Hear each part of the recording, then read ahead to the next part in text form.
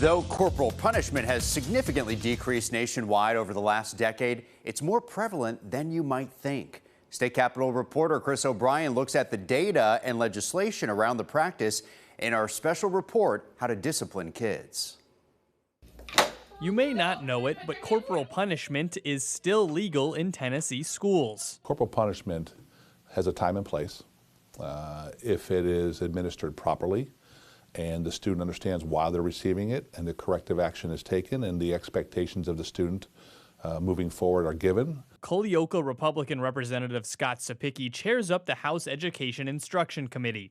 He still fondly remembers the few times teachers paddled him. When I went to school, I got paddled by Roscoe. Roscoe was the paddle, right? Everybody had a name for their paddle.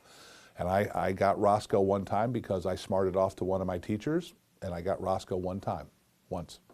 I understand that I crossed the line. I never crossed that line again. It's an issue that has come up in the past. I'm actually kind of appalled that corporal punishment is still even thought about in our schools. Nashville Democratic Senator Heidi Campbell actually co-sponsored legislation to outlaw the practice back in 2021. When we address problems with violence, we're modeling violence as an answer to solving problems, and that is problematic later on in life when kids can get a hold of guns and when they're older and they are going through their frontal lobe development. There's a fairly universal belief that discipline is quickly becoming a problem. Those disciplinary problems are not the root of the problem. Those are the symptoms of a greater problem. That greater problem? A lot of these kids are coming from environments that, sometimes they don't have enough food to eat. Sometimes they don't have stable home environments. We need to really work on building support systems around our schools.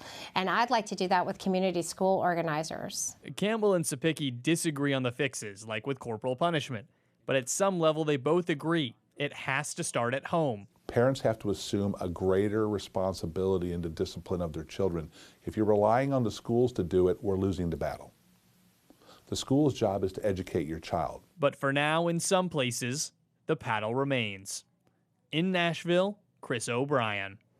So Representative Sapicki tells Chris that parents have the right to keep their child from getting paddled, but it's up to the parents to opt them out from the punishment as opposed to them opting in. And coming up at 4:45, Chris is going to take a look at the numbers too. Which school districts still take part in paddling and which districts actually did it the most? And we want to take the moment too and hear from you as well. Should paddling in schools be banned? You could go vote right now. Just check out WKRN.com.